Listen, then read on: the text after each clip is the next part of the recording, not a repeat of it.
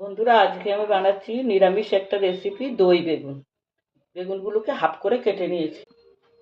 দিচ্ছি একটুখানি নুন, একটু হলুদ, একটু লঙ্কার গুঁড়ো, একটুখানি দিচ্ছি চিনি। এবার এগুলোকে মাখিয়ে নিচ্ছি, একটু ভালো করে নুন হলুদ মাখিয়ে নিচ্ছি।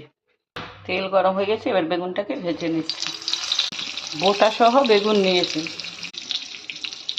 আমার বেগুনটা হালকা ভাজা হয়ে গেছে, এবার তুলে নিচ্ছি।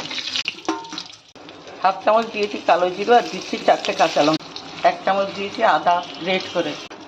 1 কাপ দই নিয়েছি, 5-6টা কাজু বাদাম নিয়েছি, হাফ চামচ লঙ্কা, হাফ চামচ হলুদ আর হাফ চামচ জিরার গুঁড়ো নিয়েছি। এবার পেস্টটা দিয়ে দিচ্ছি হাফ চামচ চিনি। গ্রেভিটা ফুটে গেছে, আমি বেগুনগুলো ছেড়ে দিচ্ছি। দিয়ে দিচ্ছি পরিমাণ মতো নুন।